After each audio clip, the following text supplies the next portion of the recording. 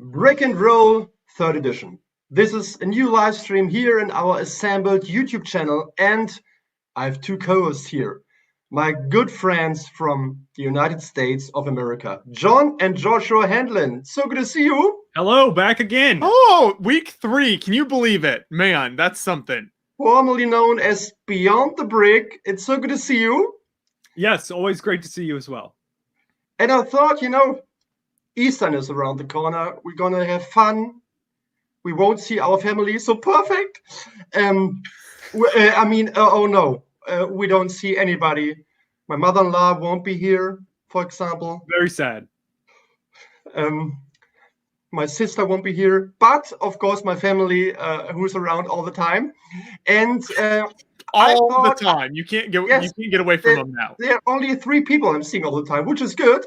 But you get to know each other. Oh, you never like talking to people anyway. Yeah, it's fine. So it's a really good thing. Beside the fact that we are not allowed to go anywhere. But I thought, because it's a special day and our 3rd edition today, 3rd episode, let's bring some friends. Let's bring some real friends are always a good idea. And I thought of 2 Lego designers, which are perfect for such an evening. If you could choose 2 Lego designers, 2 names I'm thinking of the whole time. Today, it would be awesome, really awesome, to have Jamie Barat and Justin Ramsden. But they're not here, unfortunately. So we'll bring Merriam. Is this when we leave the call or what? This was supposed to be your big entrance. Yeah, I think you messed it up a little bit for you guys. What's up, Lego fans? Just explain who these gentlemen are. We have on the left, Carl Merriam, Lego booth designer, awesome guy, and always helping the other man. Mike Psiaki, Lego creator expert genius, and my favorite Lego designer of all time. It is so good to see you guys. more, not enough. More. Keep going. I mean, Mike, what more to do? You see the background here. I put your build of the year wow. on, and we have to talk about this later on. But first of all, it's so good to see you all. And we have the American group here, so all guys from the country I love. And oh man, Tiago is watching. Carl, Tiago is watching. Oh no! Hi, Tiago.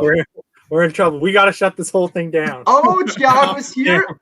Tiago, he was Lego Creator 3-in-1 designer, and he did the great Creator Expert Winter Village set last year. So good to see you, Tiago. He's been on your show recently, hasn't he, Andreas? Yeah, some great stuff there. Right. He's a great guy, and he's publishing 1 article every week with his awesome build. So we can talk about Tiago later on. It's so good to see you here and all the other guys.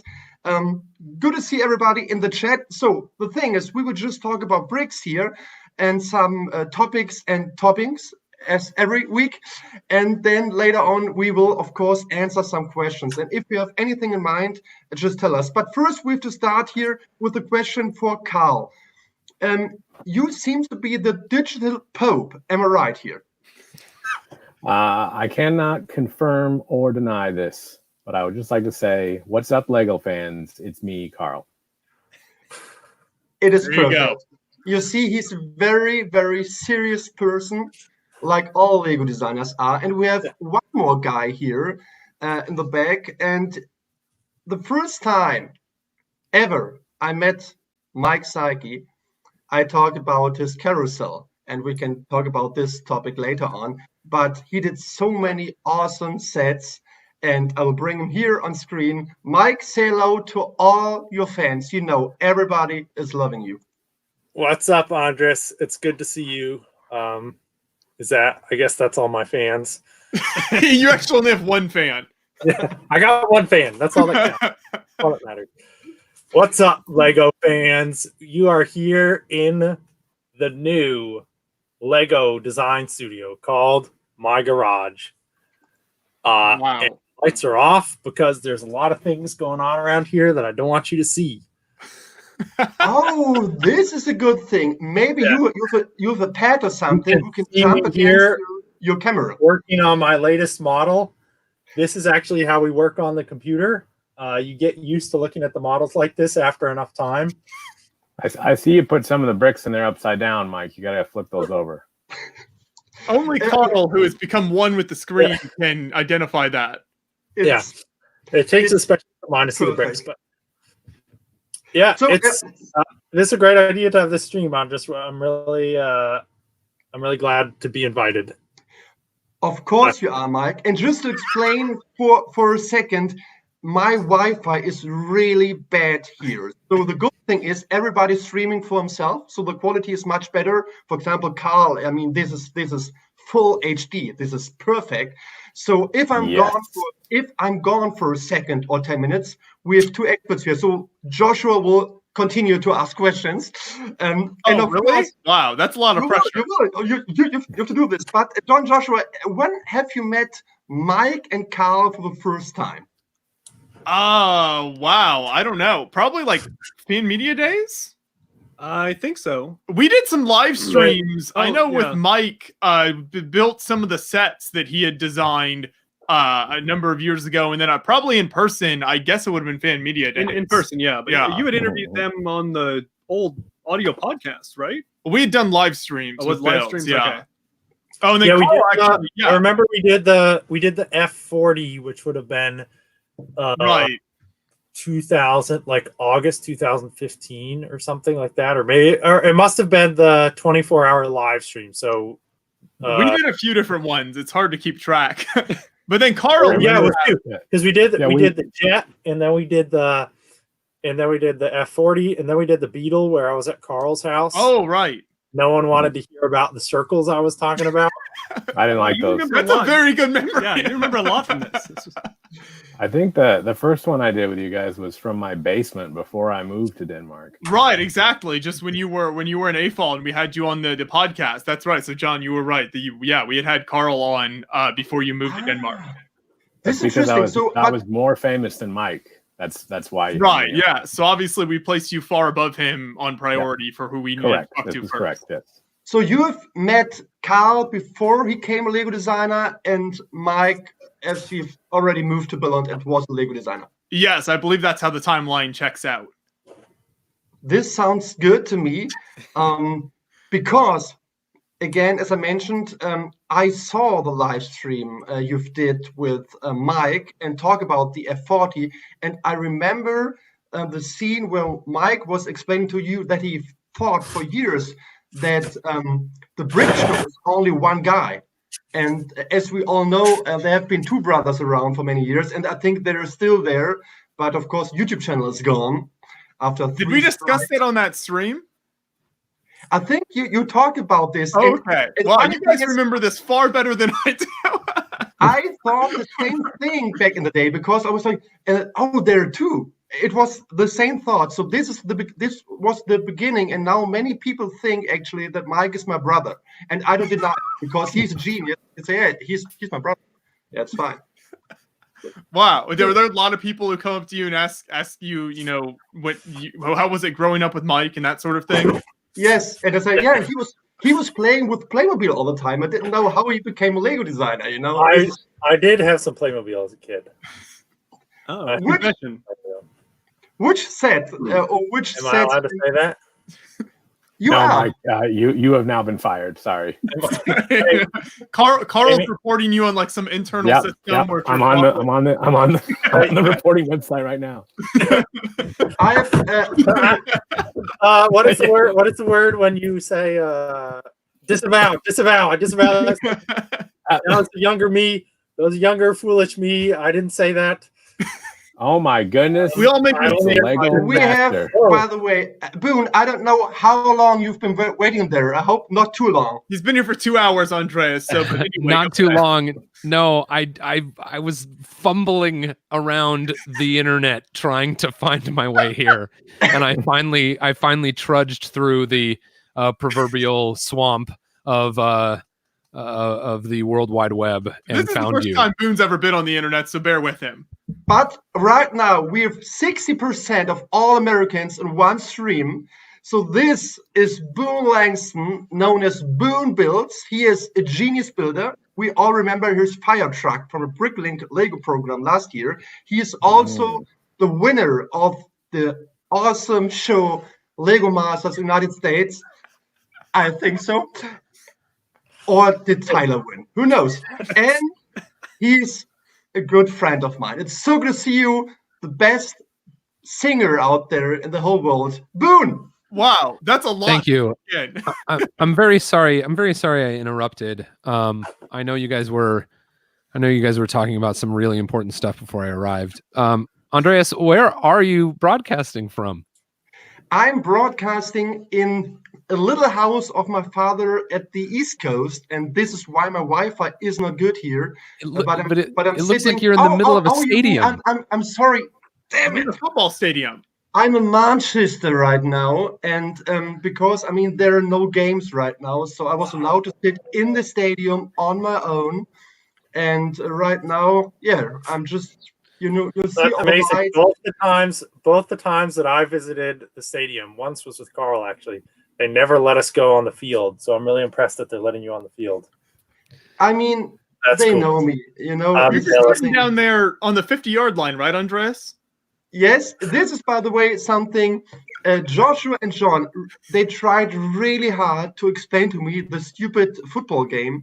And this lovely... That's not a good attitude to have. I'm wondering if you're, Andreas, if you're saying something ridiculous and then I say something really important at the same time, can the viewers just filter out and listen to whichever one they want to listen to? Because I'm sorry, I wanted to tell Mike and Carl, you guys are awesome and I love you and I'm so pleased to be here with you. Andreas, back to Andreas. Andreas, back to you. Okay, now we are all here. We have to play. Thank you. We have to play the jingle. I prepared something really professional this morning for 2 minutes, and I would like to share, because now we're all here, we can officially start the 3rd episode of Brick and Roll, and there's a jingle, there's an intro. I have to play it, and look at this. This is high tech.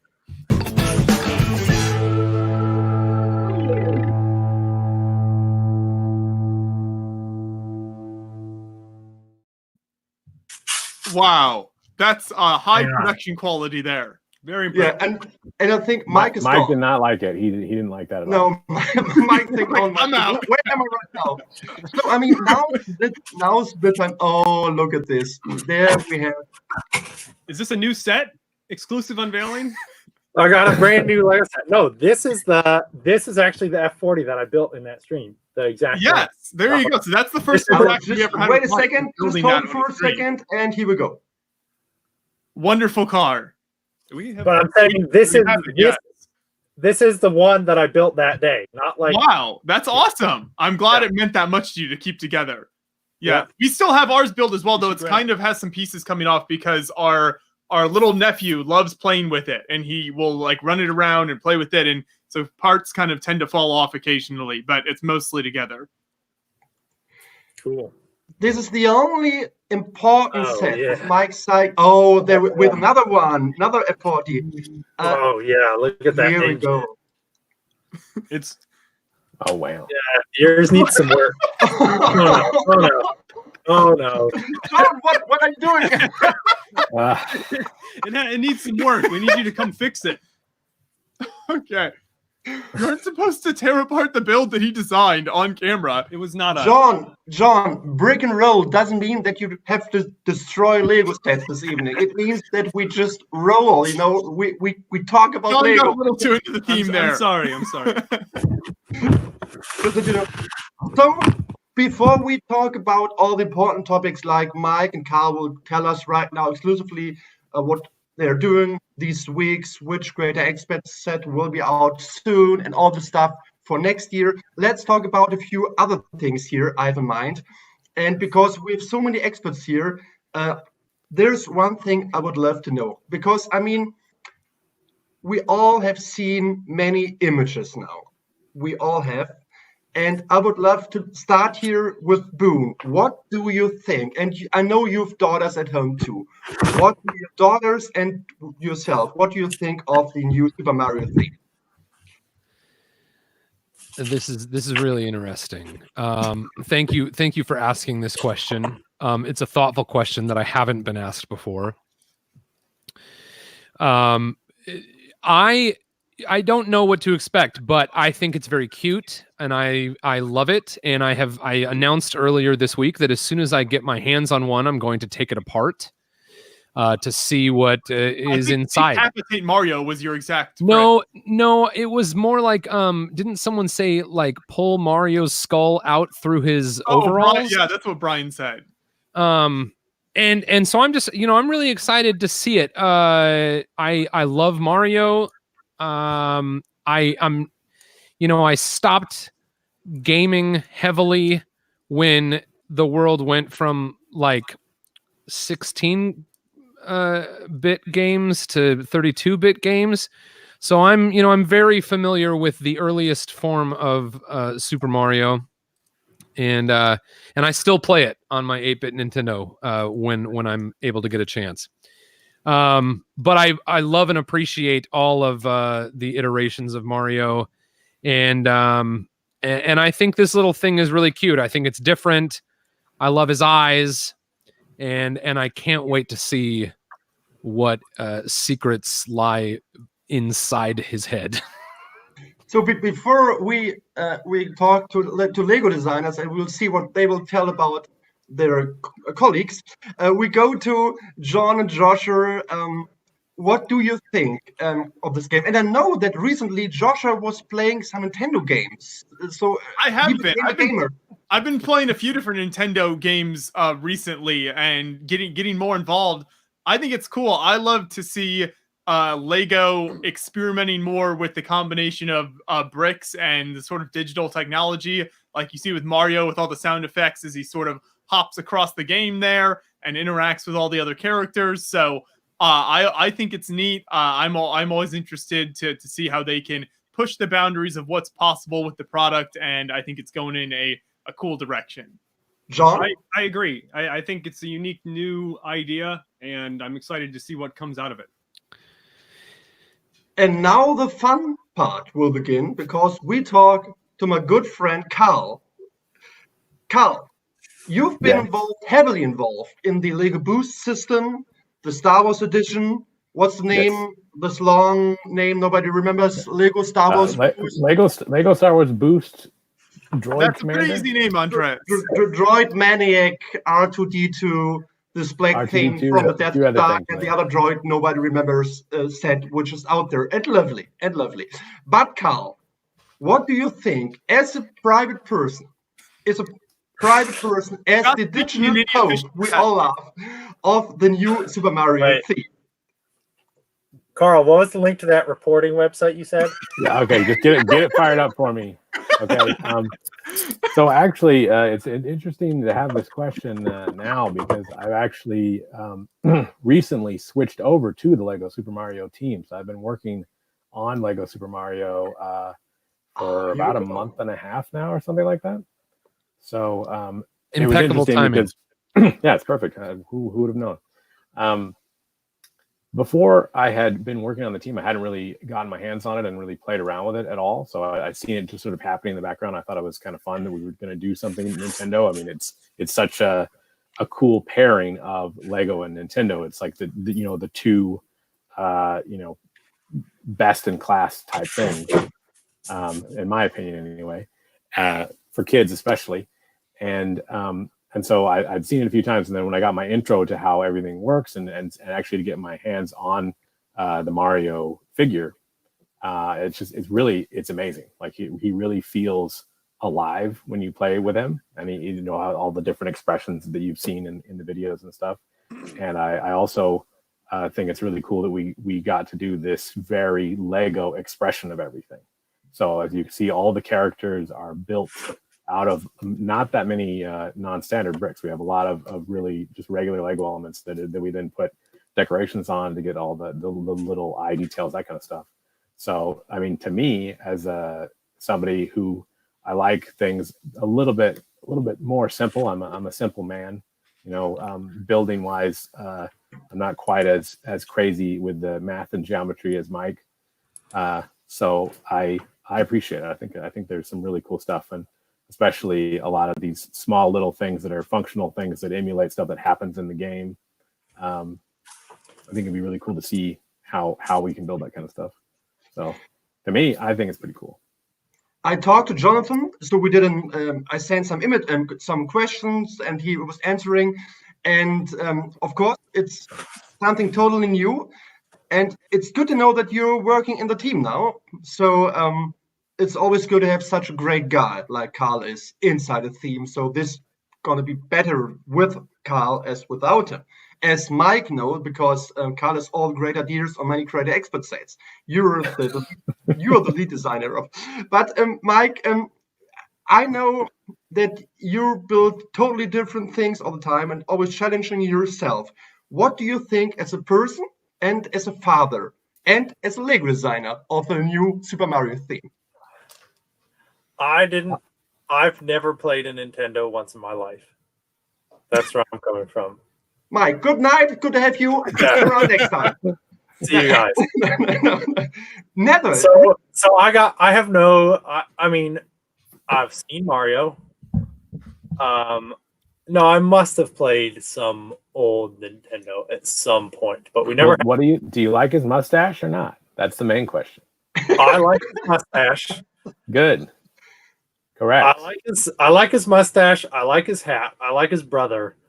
In terms of Lego thing, I'm excited to try it. I'm excited. I have not really been able to get my hands on the full experience and try it out and play with everything the way that it's meant to be played with. But from what I've seen of it and from the development that we've seen, it looks like it's really fun. And now it's coming from someone that is not a Mario fan. Remember that.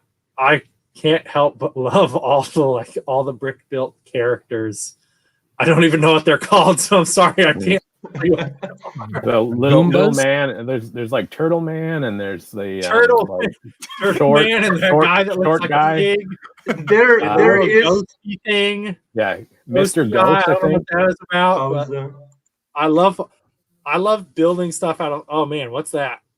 This is Yoshi, and this is, by the way, so far my favorite build, which I've seen of the whole line, because Yoshi as a brick build looks really cute.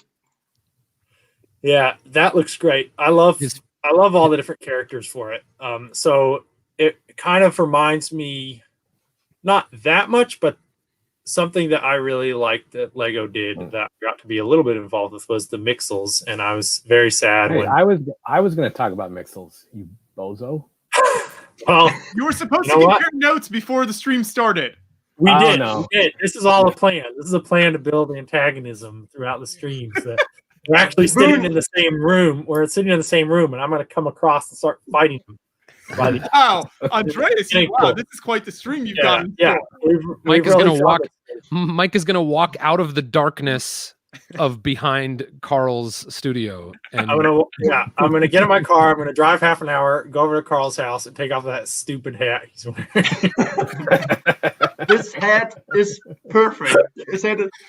Is perfect. So, of course, some people mentioned here in the chat that Mario is a big figure to play with, and Yoshi is too small to sit on Yoshi, of course. But I mean, we will see when we really play the game. Boone, before we finish with this topic, what do your daughters think of this theme? So I showed it to my daughter, and I ordered it immediately because Papa, I would love to have this. So I have to order it, and I'm also getting the present, the gift with purchase. And she told me, Papa, you have to order the set right now. So I did, as good father. So did you talk to your daughters? My daughters don't care at all about Super Mario. They're not. My daughters aren't really into like all the stuff I'm into. Except the brick, right? But you know, they're more into unicorns and cats, and that's pretty much the extent of what they're interested in. So if there are more sets that come out with unicorns and cats in them, then my daughters will be excited. Mike and Carl, are you taking notes? Write this down.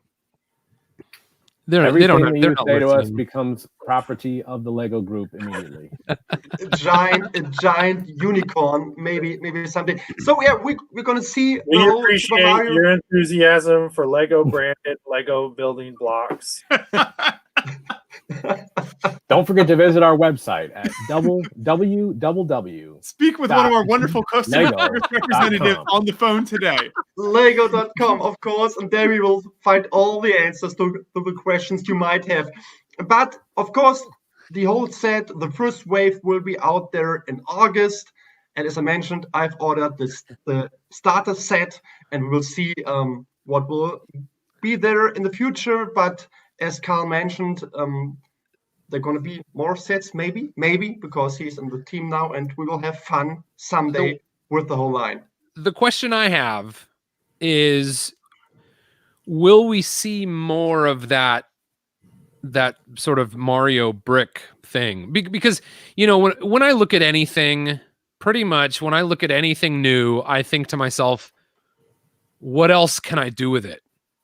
And I just love the idea of taking Mario apart and turning it into something else. No. It's not youtube.com/bootlegstan.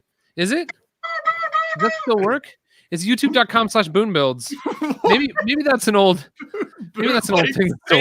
That was He like put his old Wild West name. It's my pirate. It's my pirate. I name. will try.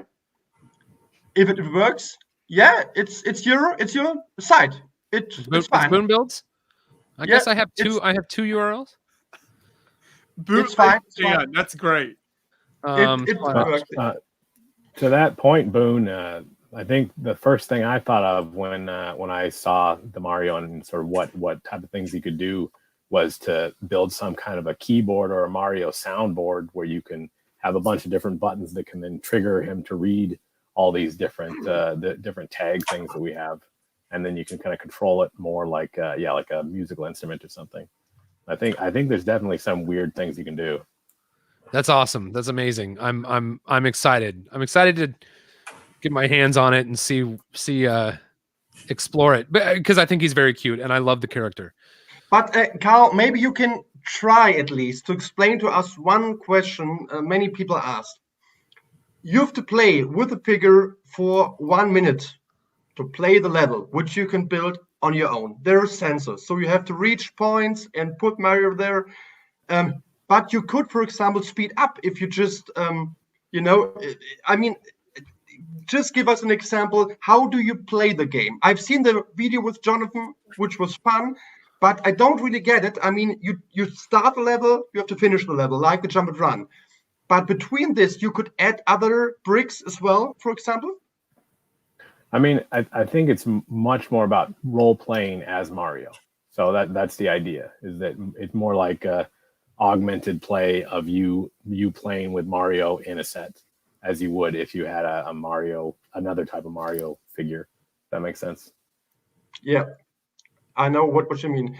So, I mean, this is also something of the future, so we won't spoil here anything besides the video we've seen. So, but it seems that everybody here is at least interested in the whole new idea, and we will see what will the really fun part of it, and if it's appeal to adult fans of Lego as well. But as we all know, Lego is, which I don't understand, for kids.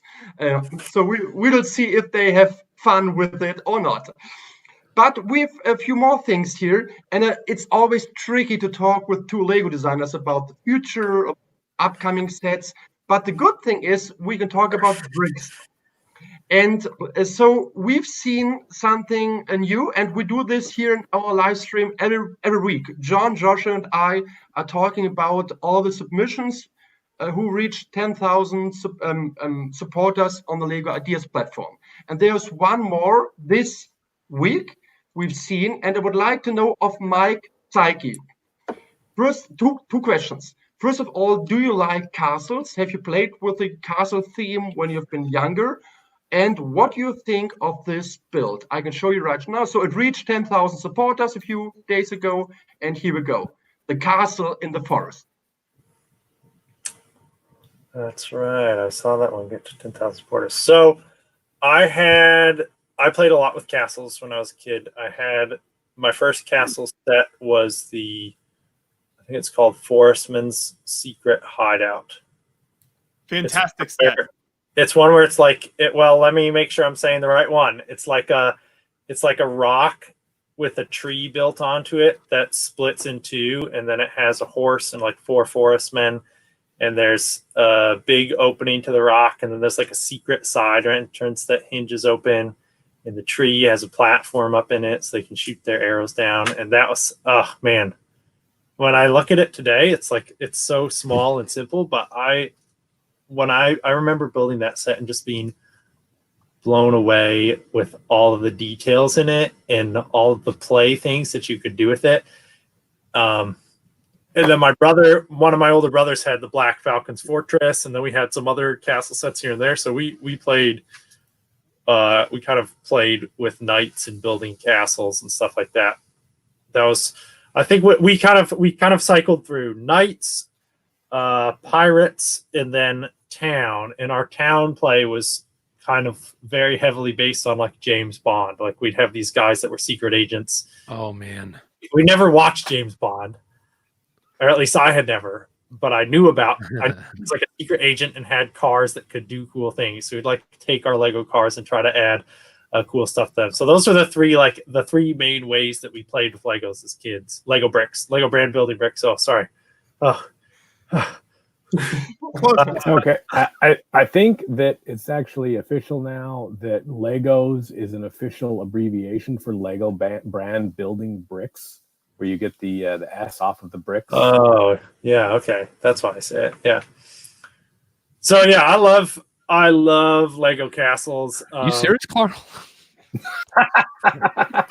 We never joke, Boone.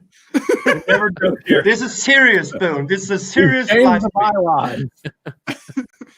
Yeah, it's written in the bylaws.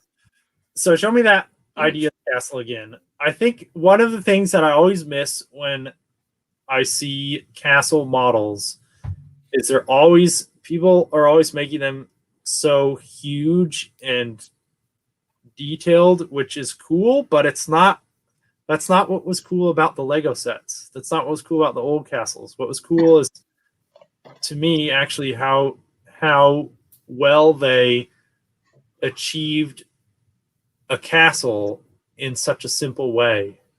And so like using the parts so cleverly to make things that would both look cool but then also be really fun to play with. And I think it's a really hard balance to strike, especially when you see so many models these days that just in general, the Lego models that we see now are incredible, both in official sets and also in the fan community, are just incredibly detailed and incredibly complex, and they look amazing. But I think we miss out a little bit on the beauty of the simplicity of some of those original sets. So that's what I'm looking for. Somehow to like get closer to that original castle. But yeah, I don't know how to do it.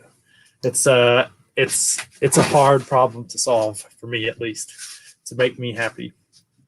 But anytime I see something with Lego Castle, like that Ideas project, I get excited for what it has the potential to become. So, okay, we'll go the circle here. Carl, what do you think of the submission? And have you in person played with Lego Castle in the past? Wasn't it your thing? Growing up, we had a little bit of castle stuff as a kid and a young adult, but I was always a lot more into space stuff. So Imtron, Blacktron, Spirius, all this stuff was my main deal. And building a lot of space-related things. I think my main theme was sort of a mad scientist that built all kinds of different robots and other things, other different time machines and whatnot to help him out in his mad science type stuff. So that was the main thing I was doing as a kid. And yeah, again, I think me and Mike have a very similar opinion on making things the right size. So if you make something really big just because, I don't see the point of it. It's more like figuring out the right scale to make something, to make it a fun building experience and also a cool thing to look at the end. If that makes sense. So I would say for that one, it looks a bit big for what it is, but it also looks quite cool. So that's my official review. Thank you so much, Carl. Again, very serious. And now to Boone. What do you think of the castle? And do you like to play with castles, or have you played with it in the past? Can you just show some of the pictures again there? I will. In full screen. I was trying to pull it up so that I could look at it myself while you were showing it. So not only did I not pull it up, but I also missed you showing it. Yeah, okay. I can sort of see like some of that inspiration. But again, it's sort of like I can understand where Mike and Carl are coming from. I think it's cool. I think it could be a neat thing for the ideas design team to run with, and let's see what they do with it. I think it'd be really rad if they gave us that, that printed base plate that has the island in the middle. Because I think like if this was from like 1992, it might have had that plate or something. You know what I mean? But and I'll tell you, when I was a kid, I went from like I had a couple city sets, and then I had like the Black Seas Barracuda, and then I jumped very quickly and for the rest of my life to a lot of the stuff Carl was talking about. I had Space Police, M-Tron, Spirius, Ice Planet 2002. So that was really like my wheelhouse when I was a kid. I had friends that were really into the castle stuff, and I have a certain appreciation for it. I think especially like something about the Forstman. I would flip through the little catalogs that came with the sets, and I would see the Forstmen, and it would remind me of when I was quite small, when I was like 3 years old, my favorite movie was Disney's Robin Hood, where the anthropomorphic fox, yes, and his bear friend, who is basically Baloo from the Jungle Book redrawn, are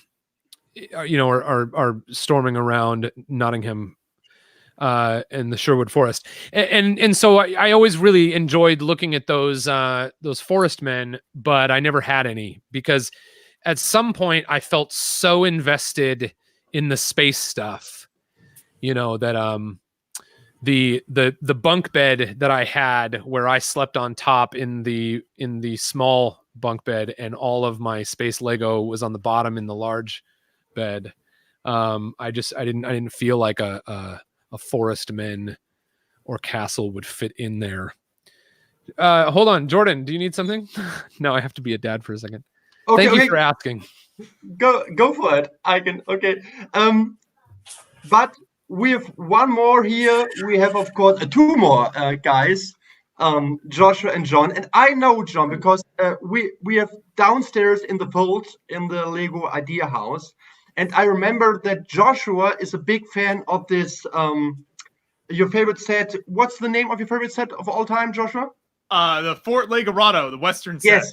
So this is not exactly a castle, but the same thinking behind it, of course. So you both, what do you think of Lego Castle General, and what do you think of this fan submission? I guess I can start. So I think this is really cool. I loved we had a lot of the different castle themes growing up between me and John and our other siblings. There were 3 or 4 different ones that kind of spanned the years that we were playing with Lego. And so all of those different castle themes we collected quite a bit of. So castle was a big part of the pieces and the themes that we played with when we were younger. I've always loved them. The Black Falcon's Fortress was amazing.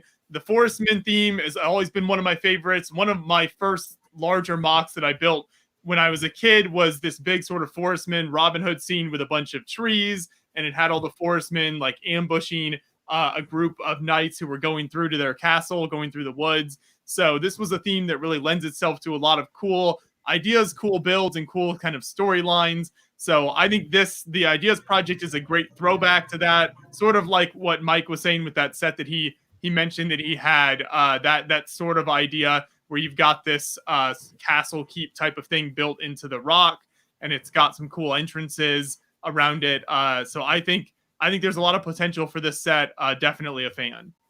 Yeah, I would love to see this move forward in the process, and I think that there's a lot of fan interest in this as well. We saw that with the Bricklink ADP castle set that was I think the most popular set from the entire program. Yes, incredibly popular. So I think it would be great to see Castle. Yeah. So and for me, it looks really good. I mean, Uh-oh. I think this is when you're supposed to take over. Quickly, start asking questions. More questions. Boone, you're muted, I think. If you're Okay, so Boone's muted and Andreas has dropped out. The wheels. I have some real questions here. Real hard. I got some real hard hitters. First of all, I think it would behoove the Lego Group to henceforth release every new set by having Mike appear with it from out of the darkness. Who do I need to talk to? Oh, okay. Who do I need to talk to? I'm getting to the who do I need to talk to make that happen? What are the proper channels? And what are the proper channels so that I can go around them? Well, we could do it. We could do it once, and then I would just be fired. Oh, okay. Well, we don't need it for that. For that, we don't need any proper channels. I would recommend just calling consumer service. Okay. Now, here's my second question. Speaking of calling consumer service, I did so on Sunday, and I spent not all that long talking to them on the phone. And this is Andreas's fault that this happened in the first place, because he posted something that got my brain twisting at night, and this is what I now lose sleep over. When you go to the App Store for Lego Powered Up, the first bullet point for what's new in version 3.1.1 is we're introducing Lego Power Functions 1 support! Yes, you are now able to use your old Power Functions hardware with the Lego Powered Up app. It's a bit techy, but we're sure you'll figure it out. Find more on how it works on our website. And how does that work? I don't know. It's been driving me crazy. And so I called I'm like, I can't tell you how many times I went to the website thinking, okay, how do I find this information? Because it's not a link. It just says, find out how it works on our website. And make sure to check lego.com. It's on there somewhere. www. I love when you said www. And so the answer that the lady gave me, first of all, I'm just because I think it's fun. I'm not angry about this. I just think it's fun. The lady said, what did she say? She was like, oh, and I can hear her like clicking, like she's looking, like her mouse and her keyboard are like clicking away. She's like, give me just a moment. And then she's like, well, I can't find anything under Powered Up. Let me look under Power Functions. And she's clicking, and some time passes. And then she says, this is a really difficult answer to find. Do you mind if I put you back on hold for a little while? And know that I had already not been on a normal hold, but on a COVID-19 hold. And I said, yeah, that's fine. Whoever you need to talk to. And she came back on and she said, thank you for holding again. I talked to my colleagues, and it seems that this was something that was kind of in full swing of coming out before we all had to go into quarantine. And because of the quarantine, we sort of whatever the process of getting this information out has slowed down, and those people will get back to disseminating that information when things settle down in the world. So my question is,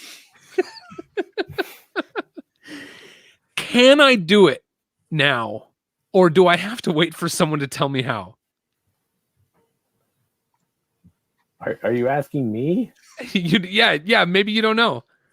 I don't actually know. I know we talked about getting this because the Boost hardware was the very first of the new now named powered up hardware components. So that started the entire platform. And I do remember however many years ago that was, 4 years ago when we were working on it, that they had talked about being able to use the color sensor to do some kind of control with the other stuff, but because it has an IR sensor in it as well. But and it looks like from the comments somebody is saying that you can send it commands from the color sensor. So perhaps it's that, but I don't actually know. I've never actually seen it happen, and I didn't know that it was going to be something that actually made it through to the end, because we always do a lot of talking about what we want to do, and various things happen or don't over the years in between. Carl, thank you so much for humoring me. I appreciate that you could have not answered that question. It was. I'm excited. I would love to be able to connect the platforms. I mean, I think that's one thing that's we've been okay at it. I mean, usually we make an adapter or something that you can plug into like back and back and back. But with the technology stuff, a lot of times the Lego sort of connecting everything to each other gets a little bit muddled up. Yeah. Every time we make a new platform. Yeah, I started asking questions about it just because, any new way to do something compels me to consider it and think about it, and particularly the techie stuff is just exciting to me.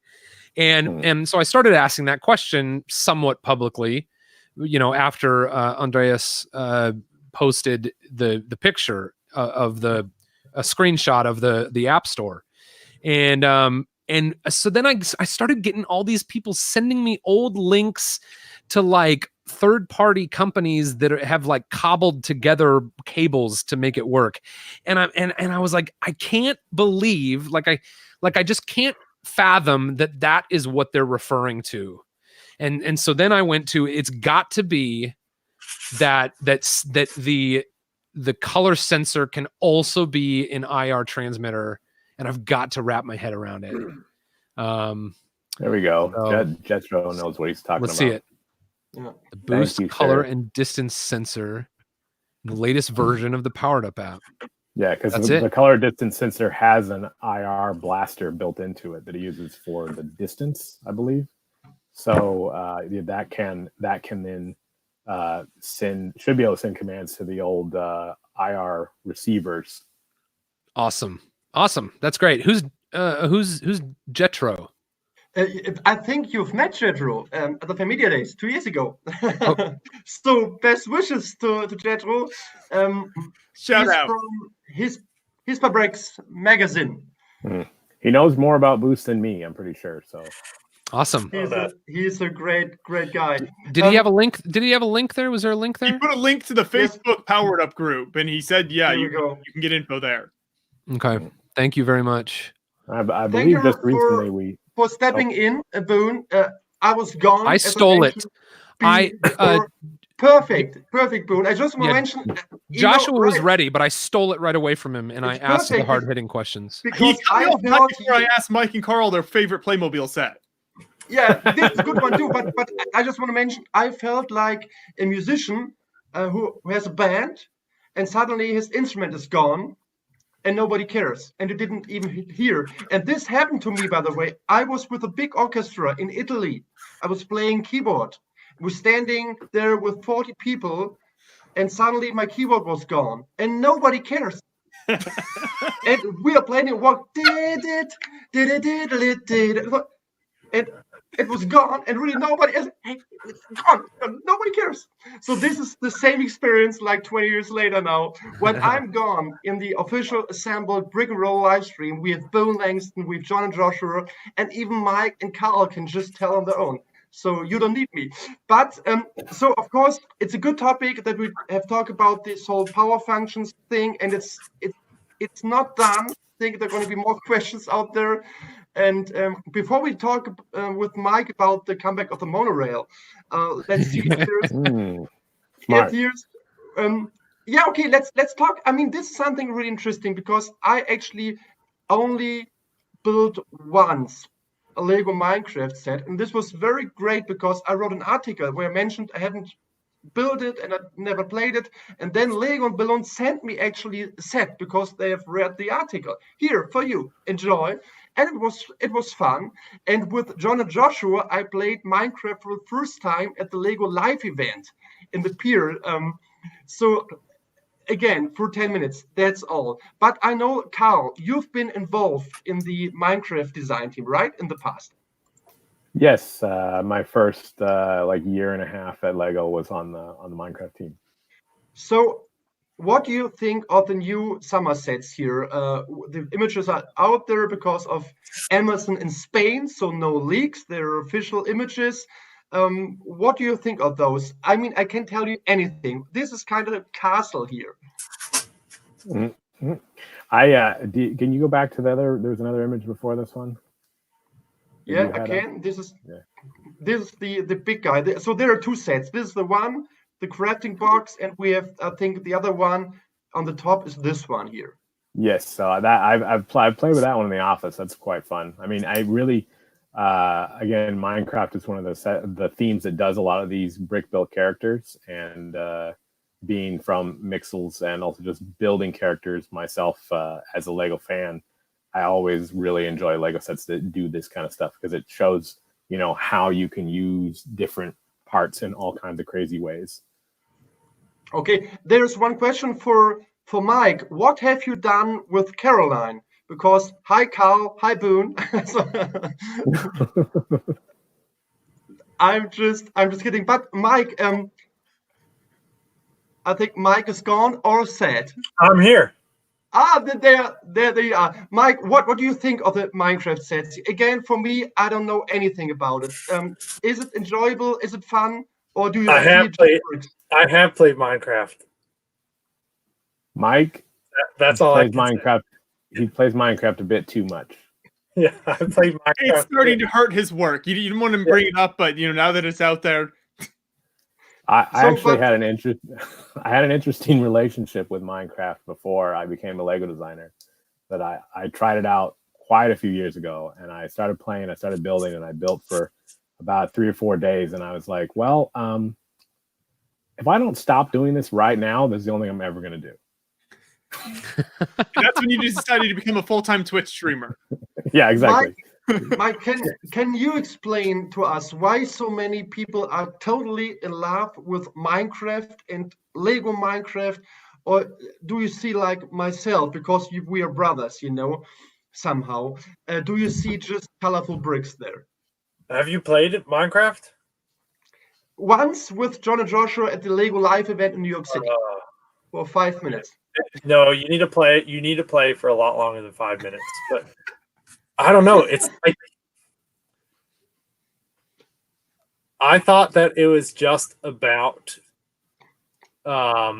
like before I played it, I'd just seen people like posting pictures of things that they built in Minecraft, and it all looks stupid. I mean, it's built from. Oh, wow!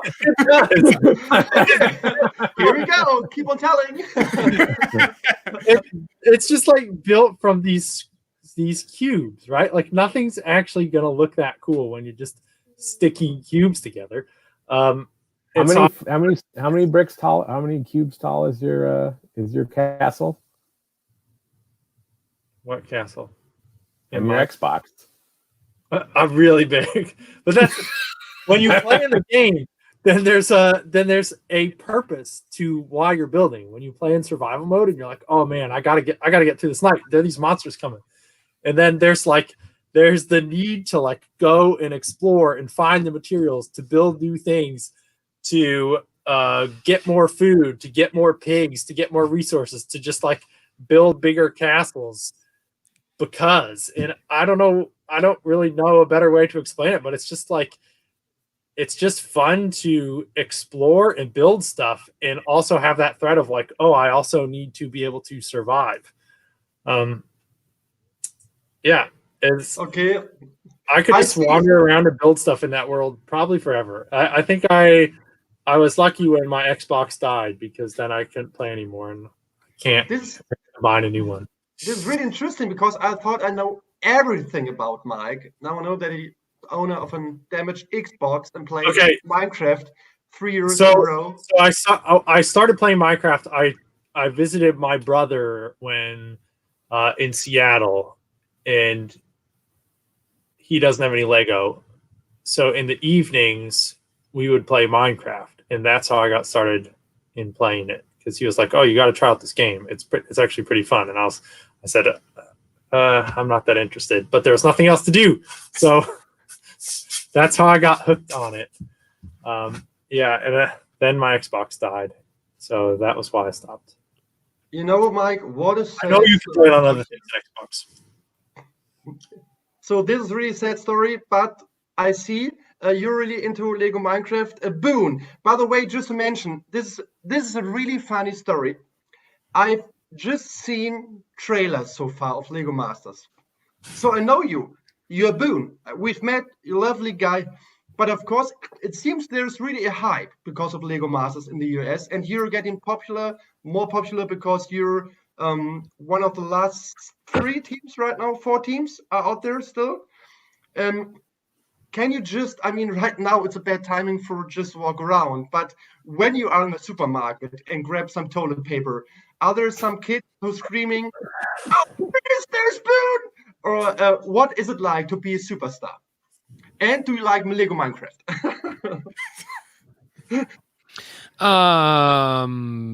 Yeah, I, interestingly enough, still find that as little as I go out right now, you know, I think I went somewhere yesterday or the day before. I can't keep track of what day it is anymore. Is it Thursday? It's March 93rd. Yes, yesterday I on March 92nd I went to like a brewery, and they had some food carts open, and so what you had to do is all of the seating areas were closed, and all of the interior was closed, but you could still walk up, and you could buy like canned and bottled stuff that comes from this brewery. And I had told my daughters that they have really wonderful root beer, and they were very excited about the root beer, and I was really excited about the food cart that sells burgers and hot dogs and chicken strips, but apparently they are only open on Thursdays, Fridays, Saturdays, and Sundays. They're not open on Monday, Tuesday, and Wednesday. And so I was a little disappointed when we got there. We were thinking about going somewhere else, but we had agreed to meet these friends and park at like multiple parking spots away from each other, and just sort of open up our cars and enjoy our food, and sort of holler at each other from a distance and enjoy our meal that way. So we stayed. Strips as you yell across the parking lot. What? You just yelled across the parking lot about how good the chicken strips were. No, I didn't get chicken strips because the chicken strip booth was closed. Oh, right. I already explained that. Then so I ordered my food from the Mexican place, the Mexican restaurant, the burrito. I ordered a burrito, and then I went over and I'm ordering some drinks, and the only way I could get the root beer for my daughters was in a growler. They could fill a growler, you know, a big glass jug of root beer for $16. And Perfect amount. Yeah, I said, okay, I'll take get two. I'll get a growler of root beer. And while the lady is sort of getting, you know, she grabs my debit card with like a rag that is soaked in like bleach solution, you know, and she's like, "I'll clean up your card while I'm grabbing it," and she never touches it, right? And while I'm paying, the owner of the brewery comes out and says, "Hey, Boone, I'm really sorry if this is weird. My kids and I watch Lego Masters, and we think you're really awesome. We're rooting for you." And I said, "Thanks. It's not weird. Thank you so much." And he said, "Thank you for coming to my brewery." And then a minute passes and he's like, hey, can I just take a picture of you? My kids are stuck at home. They're trying to do school. It would mean a lot to them if I could take a picture of you. And his coworker is like, why don't you take a picture with him? And he's like, well, we can't stand together. I was like, yeah, but she could stand way back and take a picture of us, standing like 6 feet apart. And we did that. And then and his name was Jason, and I introduced him to my friend Jason from across the parking lot. And then he came out and gave us shirts. He gave us t-shirts with the name of the brewery on them, and he it's a very colorful kind of like bubbly logo for this particular style of shirt. And he referenced Duplo. He's like, I thought you might like these because it kind of looks like Duplo. And I was like, oh yeah, it kind of does. And he gave my friend a shirt. My friend was stoked because he got a free shirt just because his friend is sort of weirdly somewhat famous. Yeah, it's strange. That was a really long way of saying, if you ask me questions, you got to be ready to sit and listen for a while because I don't know. We've already met. That's very nice. That's cool that he did that for you. That's a cool. That's nice. Cool. Really lovely. Yeah. The last time I went to the grocery store, the checker was like checking out my food, I was buying a bunch of food. He was checking out all my food. He was like, hey man, good luck. And I was like, thanks. No, that was just because he saw the food you were buying. But this is, I mean, I kind of skipped this whole Lego Minecraft thing, I would say, because I mean, for me, it's not interesting at all. Because this is more interesting. Because again, hey, hold on a second. Hold on. Why do you ask questions about things you're not interested in? This is a thing. I just thought Minecraft, and then I thought of Carl, and I thought this is something he's really interested in, and we get him really excited and jumping around, and he's like, "Oh my goodness! Suddenly the stream is awesome for me too." But then I realized he's just looking the same, and then I just skipped the topic. That's By the way, Carl. Now he's smiling. Look at Carl. Oh, we'll put him on screen here. Carl is smiling. Carl, Look that at you this have man. going on with the space in front of you and the space behind you is like strange and brilliant. I don't know what else to say about it. Well, I had to come up with some way to Before integrate we come to a thing Rita just mentioned. So there was a comment, Boone and I with the music, and we'll do it right now. I just want to mention I'm doing a late night show. We'll have a new season in 2 weeks, and each one of you is so kind to come back to the late night show, and then we will talk serious about all the sets and all the stuff. But this is about fun and not thinking of the silly virus out there. And there was a request. Hey, Boone and Andres, could you sing something together? And I will try to play my keyboard. And I hope you can listen to it because the Wi-Fi is so bad, sometimes you cannot hear anything. I know Mike and Carl, if you could join us, because this looks like the perfect video vibe. And for me, the beginning, the entrance would be like John and Joshua, like this whole setup is like a music video.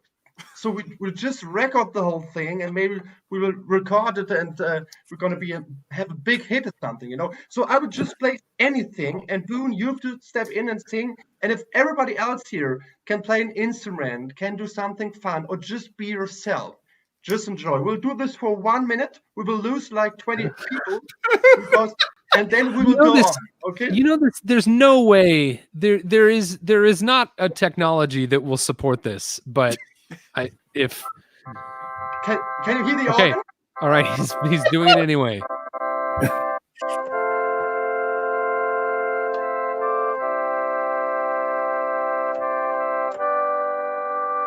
Amen.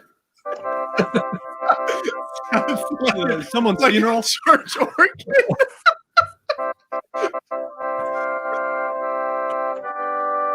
Is that the chord progression? Now, Boone, it's you.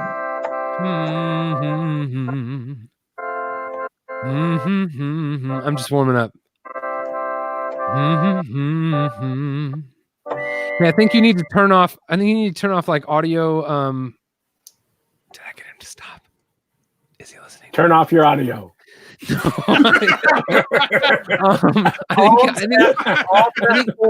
I think you need to go into Cam Mic and under audio, click on disable audio processing. Do you have that? And if you click on the question mark, listen to this. If you look at the question mark, if you hover over the question mark by disable audio processing, it says important, colon.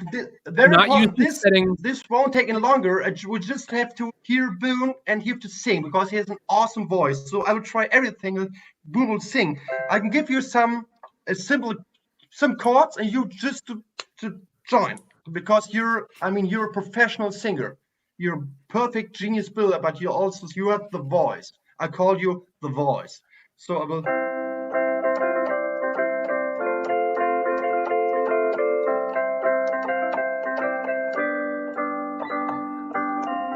Sitting here on Andreas's podcast. I don't know what I'm doing next. Got Carl and Mike with me, and Josh and John. See them all the time. I don't know what Andreas wants from me, but I'm going to try to play along. So everybody at home, put your hands together and sing this song. We're on Andreas's podcast. I don't know how much longer it's going to last. The problem is, I don't know how all these dudes are doing this, like this whole orchestra, and you see the Zoom and 20 people are singing. I think it's really hard. Because they're not doing it live. It's Yes, all a lie, Andreas. I know. Don't believe them. Okay, It's this all a also lie. regress, and we all. It's very interesting. We're only losing 8 people because of this. Oh, good. We'll go on because Mike is still there, Mike, and now we have to talk about something. The goal is to get to 0 viewers by the time the stream ends. 0 viewers. Oh, we can do that. We can do it. We can do it. We can see. Is this the part where I start tying out the circles again? Yes. The stadium. How many circles are there? A lot. If you were going to count them up, you could just count all the different ones. You could just tell us what's anyone's. You can start wherever you want. Tiago said, "What am I watching?" 3. we don't know either, Tiago. 4. Tiago, please, we all love your articles on our website. Please don't skip those articles because now you know what's going on. Now you see. He's actually, due to this stream, he's left the Lego community and is never building again. I think so. But, oh boy. we have to talk about one thing which is really important for me because I know Mike is somebody, you have to tell him that you love him because then he is kind. Otherwise, he's screaming and shouting. Mike, as you know, I really love your stadium. The only problem I have right now, your goal has to be once you would love to be my favorite Lego designer of all time. And you have to collect. That's why I do this. To get to Jamie Barat, which by the way is a good buddy of Boone now because Boone was doing Lego Masters and Jamie was there all the time. But Mike, I really have to say the stadium is such a fascinating building process. It is really, really fun to build and see it grow. It's a perfect stadium. The only issue I have this year that the emotional level is of course exciting when you build the Barracuda set because I'm an old pirate set and I never was a fan of Manchester United. So from the building perspective, this for me, and I've built some sets already in this year, the set of the year so far. From the emotional side, to see the Barracuda again, the ship, you know what I mean? It's this hype thing. But what I would love to know from you, Mike, do you know soccer? Do you know football, as we call it in Europe? Or was it just for you an architecture build? Yeah, I was actually really confused when I went to the stadium why they didn't have all the yard line markers. They're like, oh, the goals were totally wrong. They were on the ground instead of the 2 poles going up. I have heard of soccer. Whenever I go to the stadium, it's always just like they freeze the ground and there's like ice skaters there. I don't understand. It's weird to have the grass there. Oh no. I'll be honest. I'm not the biggest soccer or football fan. When I was working on this model, what do I say? I say to people that there's no football team I like more than Manchester United. I like the conviction in that statement. You can tell how much you believe in that. But I have to say, going to the stadium, and then I've been watching not all of their games, but I've been watching some of their games and paying attention to all the results, and keeping up on all the news around their transfers and everything. It's a lot of work, but I can't help but get excited about it when especially the first time that we got to go and see the stadium in person and have a tour around and understand all of the legend that is this club, Manchester United. I can't help but get excited about it and kind of get drawn in. Carl actually helped out some on this model. As always, I wasn't the lead designer though. He was not the lead on this. But Carl, this would have been my second question after this, introduction to the set, because I know we've talked so many times, Carl. I know that without you, the diner wouldn't be so perfect. The DB5 would be not so good. It's always I call it the Carl ideas, which are really important to help Mike doing a really, really great job. Mike actually just throws a bunch of parts out on the table, and it's Carl who does the work. Yeah. Joshua, exactly. Wait, but let me finish my story. I'm sorry, Mike. It's getting late. I'm trying out our passion for football. So one of the things that we really latched onto was the fight songs that they sing at the games. You should have asked us to sing. We would have sung our fight song for you, but you already did your own singing thing. So no, but there's one song in particular that Carl and I would just we'd come into work and just start singing that while we're working on the model, but we only knew one line. Yeah, so and it can be a little bit fun because we work in a very open office plan, so there's all kinds of people right next to us all the time. There are probably 100 people that could hear us, right? Is that maybe I'm exaggerating a bit, but maybe 200. I would say when we were singing loud, there were 100 people that could hear us singing, right? Yeah, definitely. Yeah. Glory, glory, Man United. Glory, glory. Is this working? Man United. I don't remember any more of the song. It sounds wonderful. It sounds. That's all we do. Just imagine that on a loop for 4 hours. Yeah, every morning. So as I mentioned, I will talk about the stadium in detail for 5 hours in the late night show. But it is interesting. It is interesting to see that you're what I expected. I'm not a real football fan, but for me, this is a perfect set. So I will ask Carl here. I love Mike, and in 20 years, he will be maybe my favorite league designer of all time, because Jamie, is just the boss and not the builder anymore. Not. I mean, he's building a few things, but there's time for Mike to grow. But you've been involved in this stadium too. What do you think? So what have been the parts you're adding, and what do you think of this masterpiece of Mike Psiaki? I think my opinion is very similar to yours, Andreas. Is that as a Lego build, the building experience of this product is amazing. Like it's got all kinds of weird little angle techniques, as Mike is usually doing, and also a lot of really nice just brick built structures. But when you're done building it, you get something that for me personally, I have no connection with at all.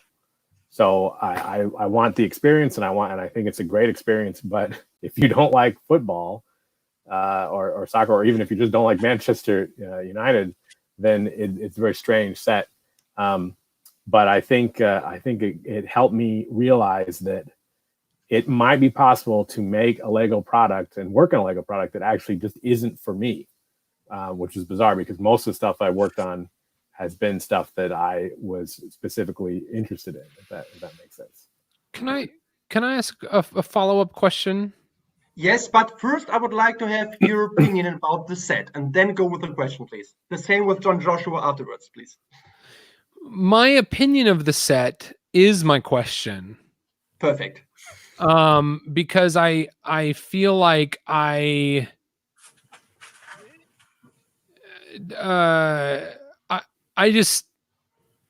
don't understand how did one team's stadium become an official Lego set? And the reason I ask that is because if anyone were to come to me and say, you know, the Boone, you should put, you know, the Portland Timbers stadium on Lego Ideas, or you should put Wrigley Field on Lego Ideas, I would say like it's not worth my time, because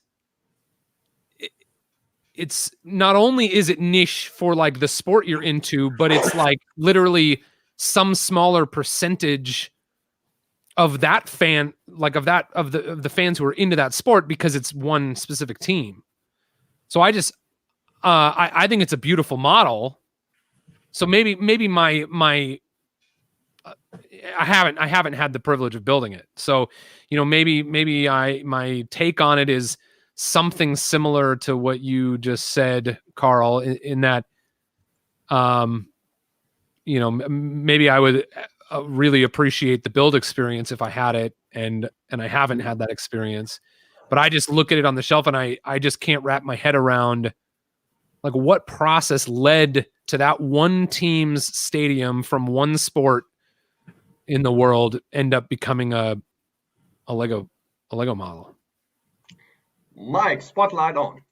Oh yeah. So we've been talking about doing sport, like when we talk about making products in Creator Expert, we're thinking about like, who are we making this for? And this is gonna be a really, really long answer. Sorry. I hope you guys have an hour.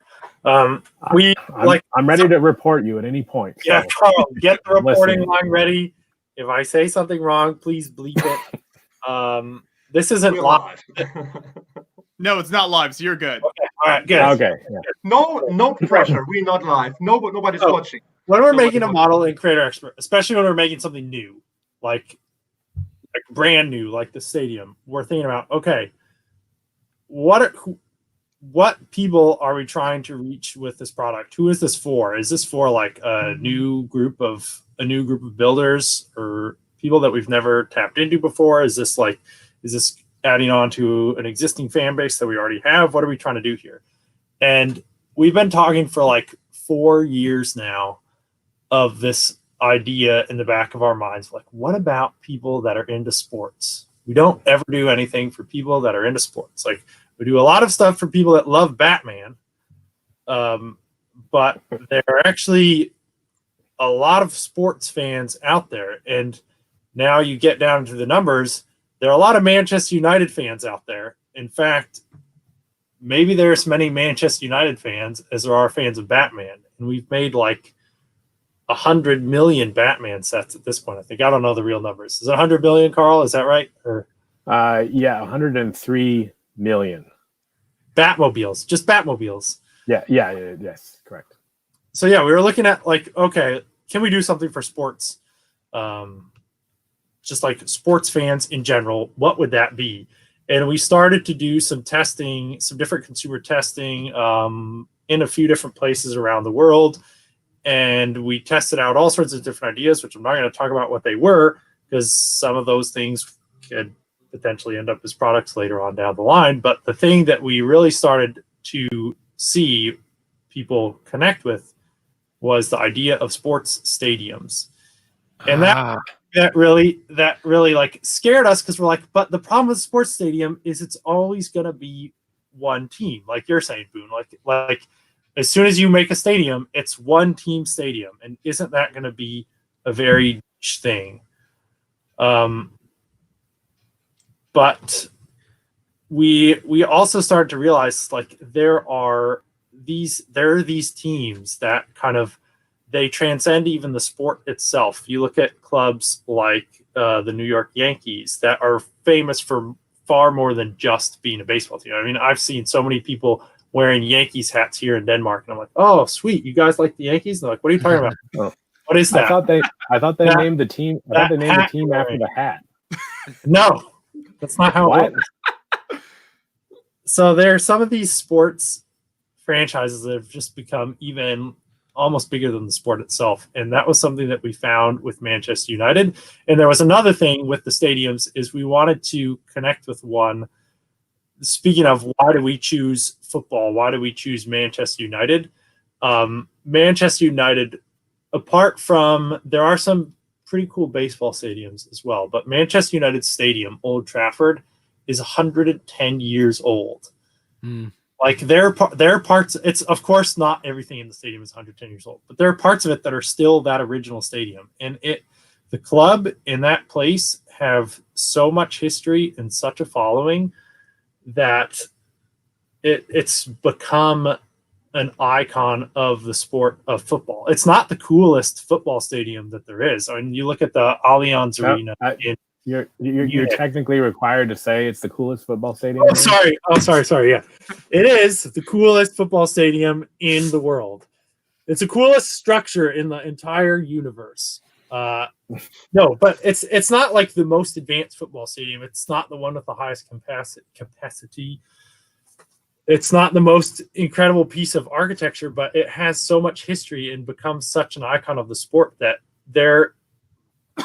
if you talk to people that just have a casual interest in football, they'll have like a list of like, oh, these are I want to go see a game in San Siro in Milan. I want to go see a game in Camp Nou. I want to go see a game at Old Trafford. Like there are these few stadiums where it's like, I don't necessarily support that team.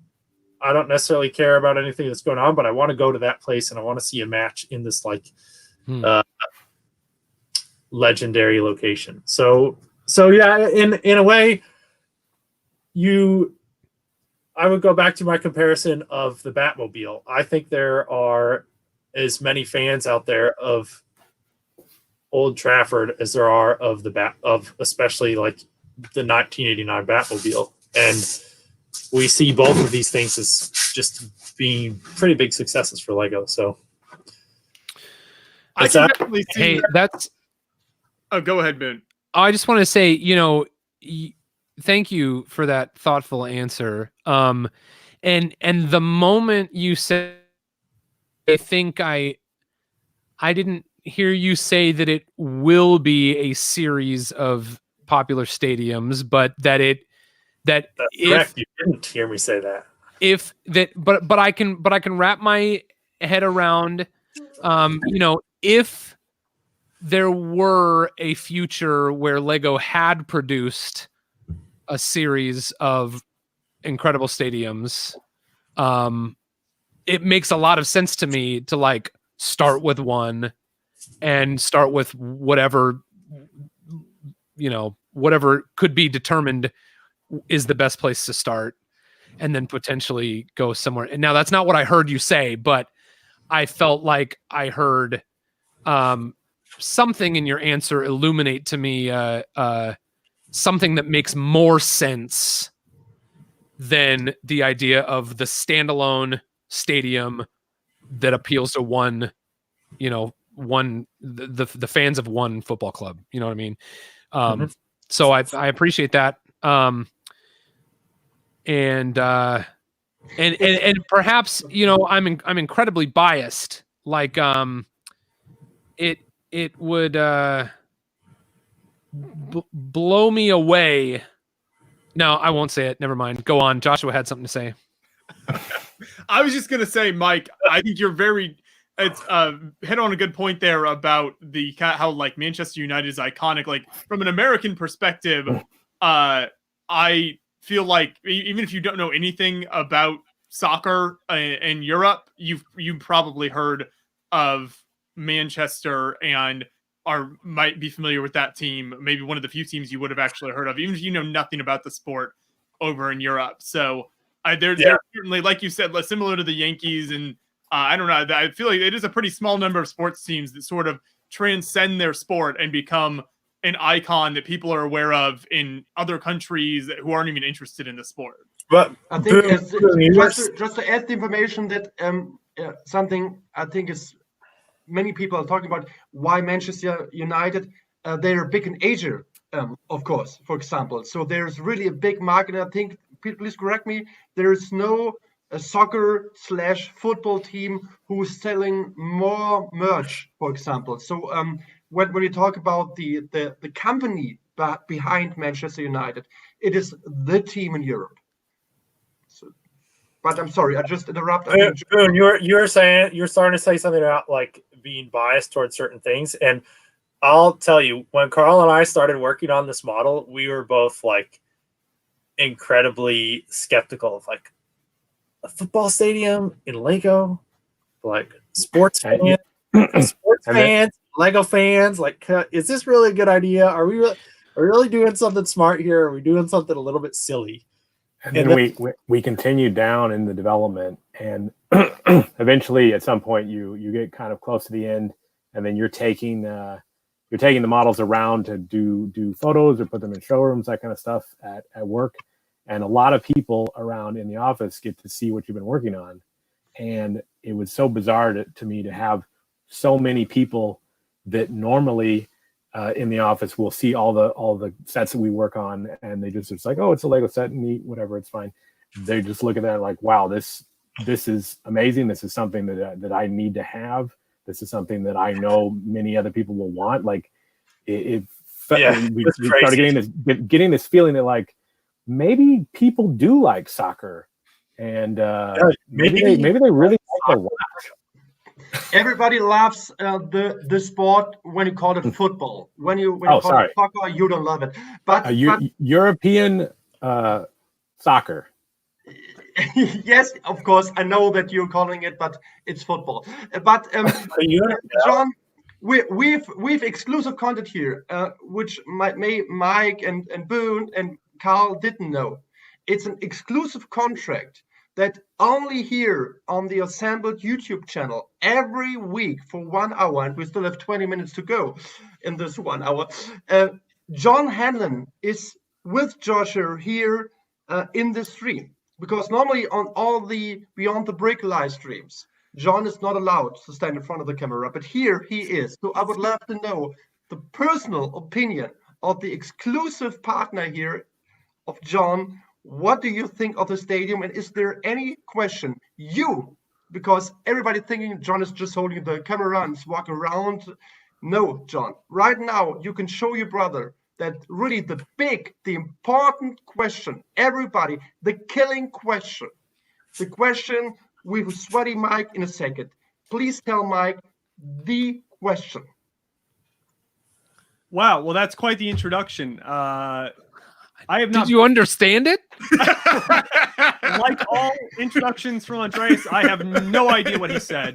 So I'll just tell me the question. I'll just say something and hope that it was related to his question. But thank you so much for that introduction. You're welcome. I have not built the set myself, so unfortunately I can't comment on that side of it. But as Mike alluded to, I look forward to many more stadiums from more teams in the future. I did not. Nobody alluded to that. Boone came up with that all on his own, as he said. It occurred to me. So by the way, the people in the chat are freaking out because of my introduction and my question. The only thing I would love to say is as well.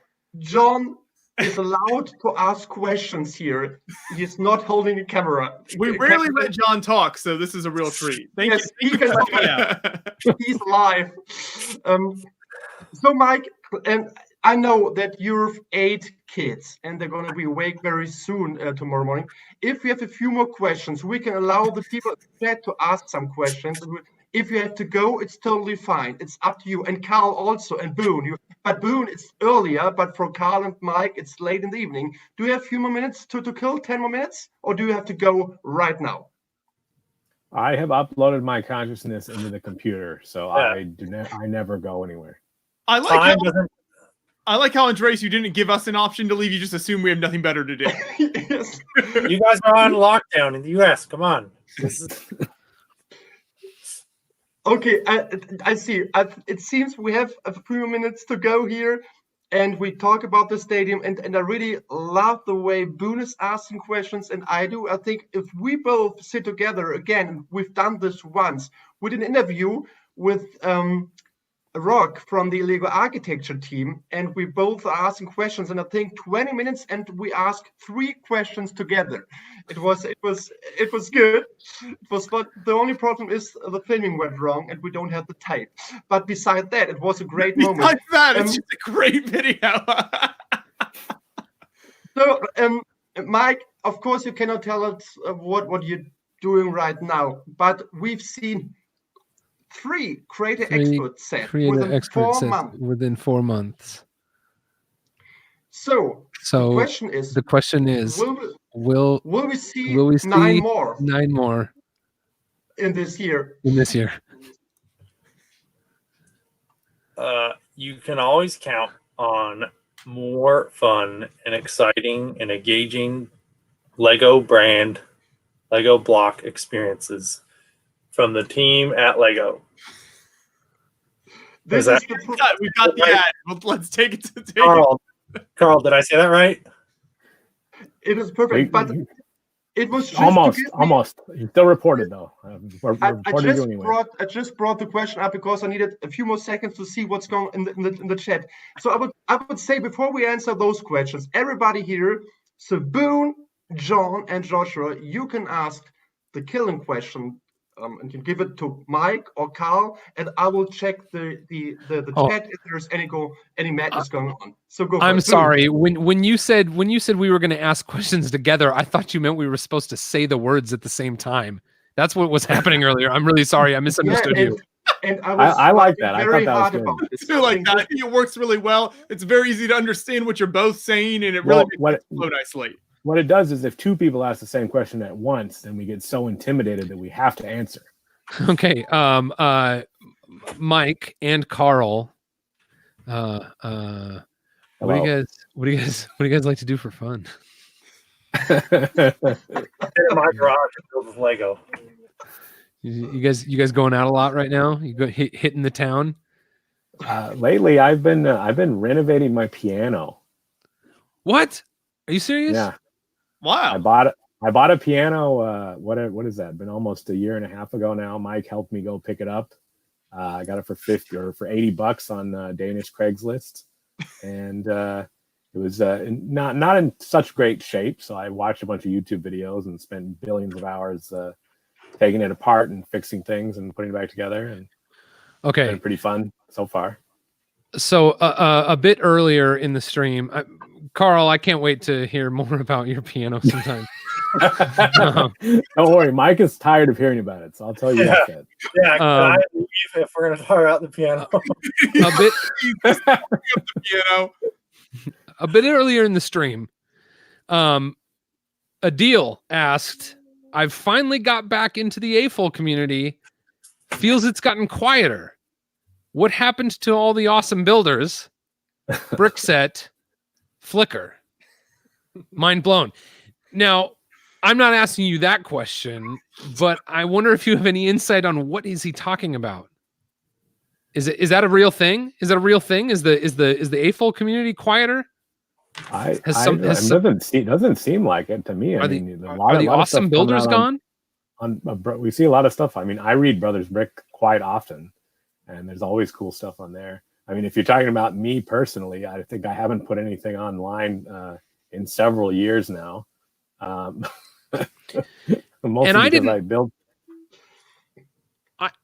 was unaware that Adil had left the AFOL community. I guess I missed that.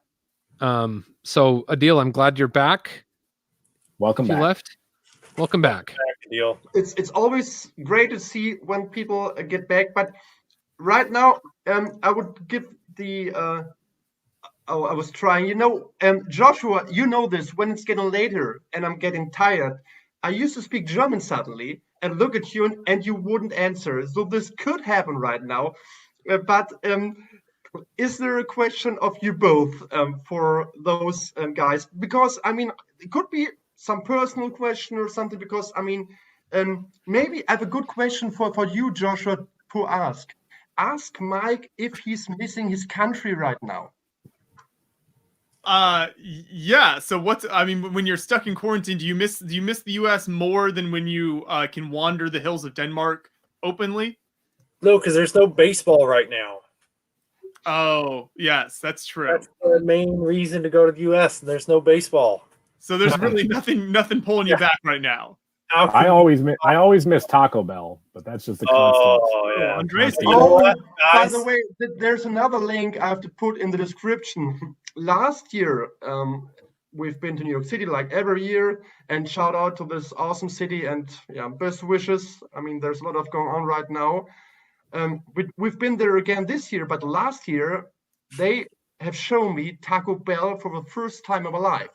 And John told me it's the best restaurant in the world, and it is. And it is. That's right. It is. Took him to a real fancy Taco Bell in Manhattan that has like a merch store in it. They sold t-shirts and stuff. Whoa. What did you get? What did he eat? We got like one of everything, like all the main staples. So like a burrito, a taco. There were other things as well. So, like, We did a vlog inside the Taco Bell, so I can put the link in the description later on. There's a Taco Bell in Manchester. I went there every time I had a reason to be in Manchester for making that stadium. It was so good. But this is interesting. Right now, I was about to show a question, but I have one more of mine. And then, Mike, everybody has a contract. We see again and do the late night show. And when we do an in-depth interview. But this is interesting.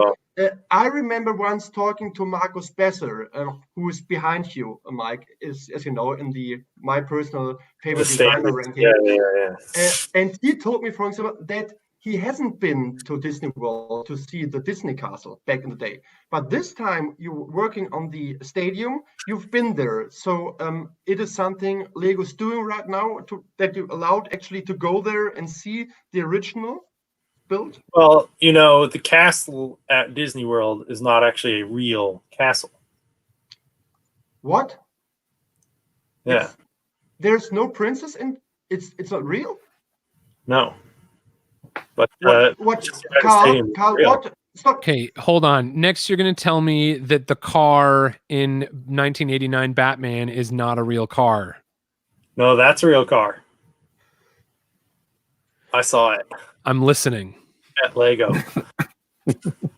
I think it just depends on the project whether we find it necessary to go to the place or not, for reference or even just for talking with the partners, just to kind of build a relationship with them. I don't know the details of what the development was like for the Disney Castle. It's a beautiful build, by the way, as you know, and this is the reason why Markus Besser is still very close. But are you okay over there? Somebody go check up on Mike real quick. Oh no, he stayed up too late. You finally broke him, Andrea. I hope you're happy. That was the killing question. He's dead. So this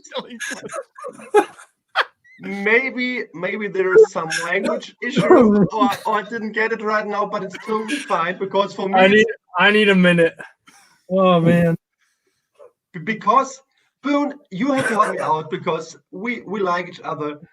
What did I just say? So is it about that I love the Disney Castle and Mike is not sure if this is the right thing to do? So what's going on right now? I was actually just watching a YouTube video on how to connect power functions to Powered Up. So I missed. It's riveting. It's you know what we just go on to the question of Yikil, and he would like to know, because in the end it's always like very tricky. Carl and Mike, the Lego designers. So a question for you guys: when a set is made, such as Nintendo, Mustang, Harley, or the Stadium, who reaches out first, Lego or the brand? It goes both ways. On every project is unique. So, for example, with Harley Davidson, we've been contacted a few times by Harley Davidson saying that they were really keen to work with us.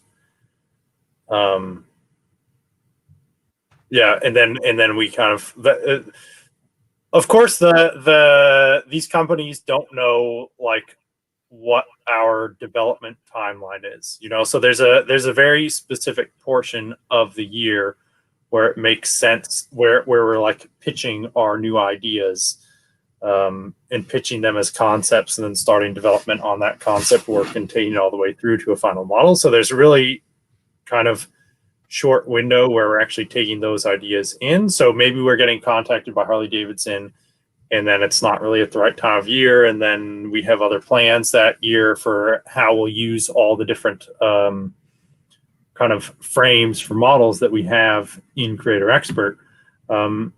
So Harley Davidson had reached out to us a couple of times saying that they were really interested in working with us, specifically something in Creator Expert, like a big scale motorcycle like that.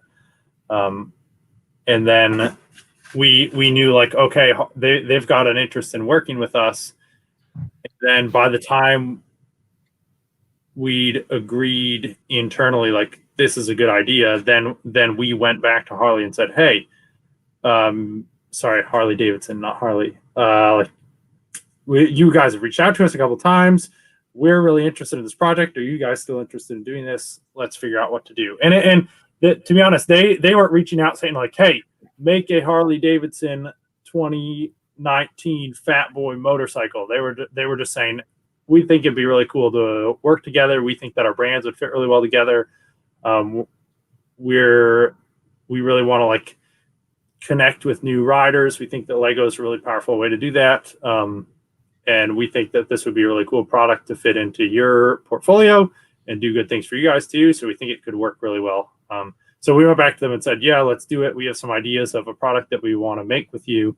And that's how that conversation started going. But then other times, like, I forget what the other ones were mentioned, but there's other times where we just approach the partner out of the blue and we say, hey, we want to do this thing with your property, and then go from there. So it's really all over the place. And to be honest, Carl and I, at least, sorry, Carl, I don't want to speak for you, but Excuse me. As designers, we're not really involved in those super early days over, negotiating contracts and stuff like that. We only get involved more once these two brands have agreed to work together. That's when a designer will get pulled onto the project and actually get to start building stuff. And then like with Harley Davidson, it was super cool because I actually worked with the designer of that motorcycle. So he could explain why everything was done. And he could also understand, like, he could tell me like, well, this is what we did on the real motorcycle, but if you do it this way, that actually looks cooler. And I would have liked to do that on the real one, but because of the production limitations and because we're making a real motorcycle, we can't necessarily do everything. So it was really neat to have the insights from him, Casey. That's wild. Project. Yeah, it was awesome. Well, maybe I'm not allowed to say this, but I was showing him the motorcycle and I was like, hey, is it okay that we've done a chain drive instead of a belt drive? Because Harley Davidsons are known for their belt drives. And he said to me, okay, this is totally off the record. He's like, yeah, chain drive's better. Oh boy. Embarrassing. Yeah, it's a lovely build. Another one here of Mike Psiaki released last year, the Harley Davidson. So we have time for 2 or 3 more questions. And this next question is brought to you by Beyond the Brick. The build, here we go. And Joshua, you can read the question right now. how do you break down the internal structure and the initial planning for the large structures that you guys design? Shout out to Deal asking that question. Oh, I don't plan anything. You just start. I think a lot of it is just like start building the shapes, and then you get it in your hands. You feel how it feels, where there's weak points, where other points need to be reinforced, and then sort of loop again. So there's a lot of rebuilds. I think any model goes through building the entire thing up many times over to check and adjust everything. If that makes sense. Hang on. All right. One Thank you much. viewer in the chat who said that Marcos Bessa pulled a Tony Stark and made the Disney castle in a cave with some scraps. Wait a second. Who said that? You know who said that. Oh God. Nick, you're not allowed on the internet this late. Go to bed. Yeah, get that guy out of here. So Hi, Nick. we're on the final round here, but this is not exactly a question, but something really interesting, because in the end we can talk about this. Why is Mike not my favorite Lego designer of all times? And this is something, I mean, it could be maybe one day, but I mean, Jamie Barrett is in front still, and he's done so many great builds. But here's something a Brick Film is mentioning, and this question is brought to you by Boone Langston. Or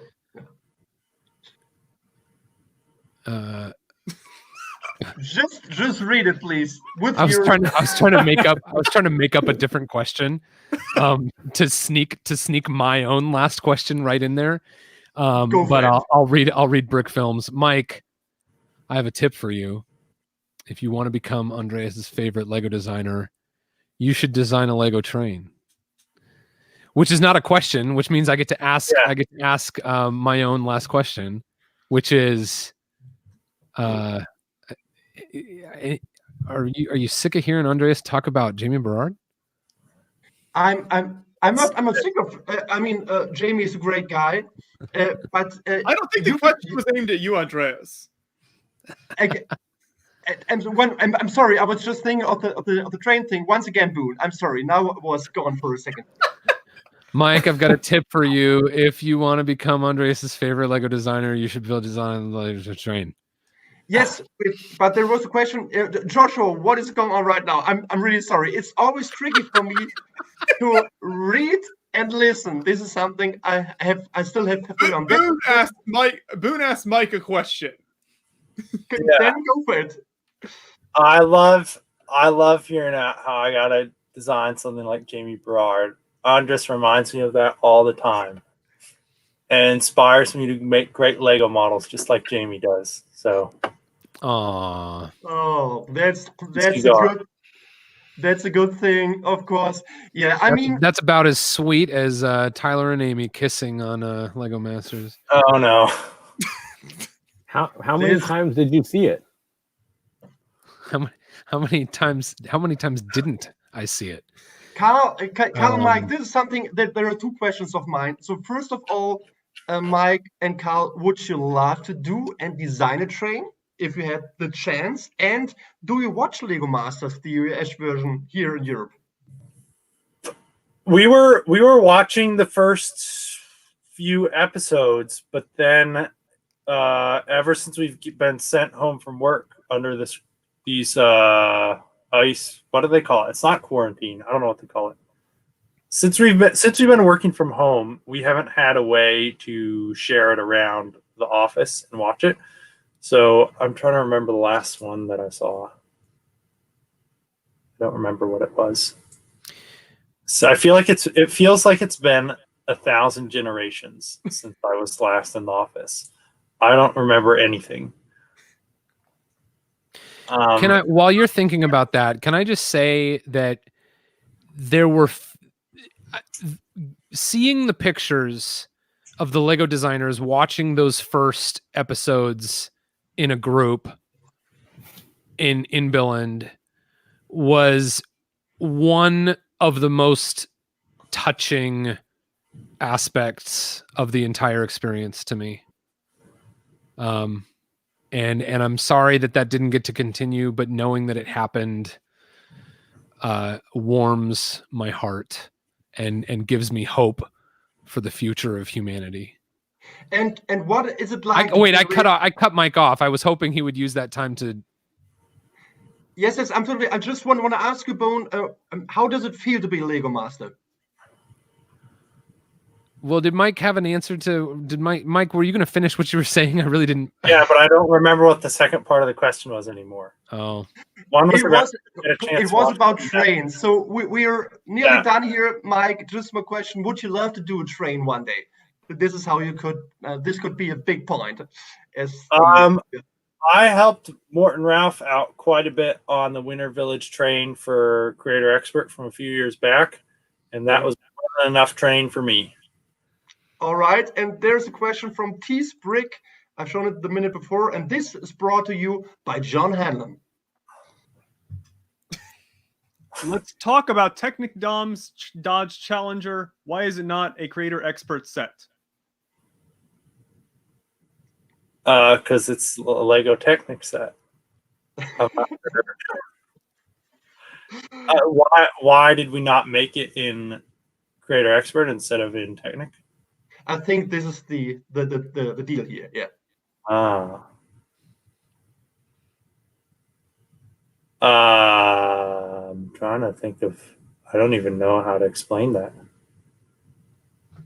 The Technic team really wanted to make that car, so they made that car. Carl, I don't even know. Can you help me out?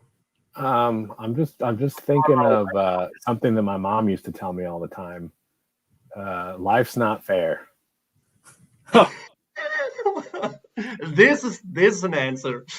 So I would say we do a final round here. So it's getting late in Europe, and I know that Mike and Carl both have kids. So Carl has 7 kids, Mike 12.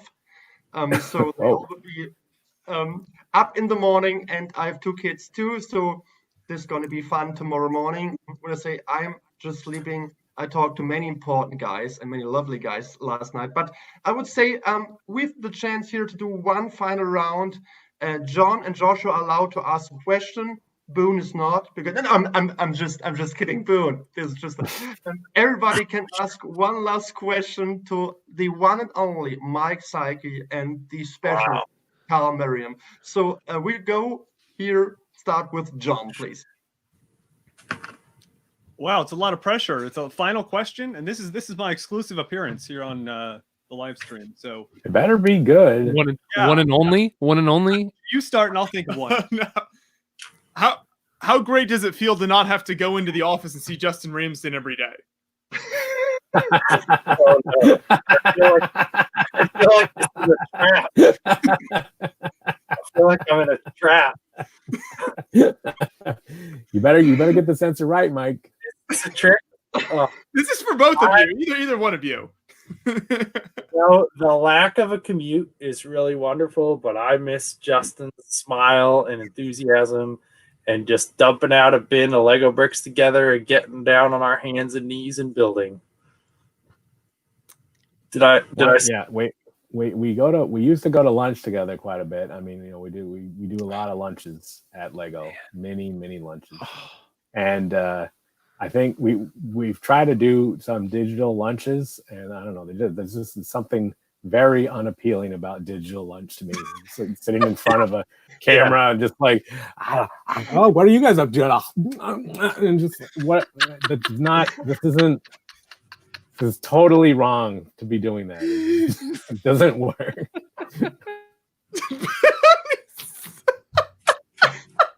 It's perfect. It's perfect.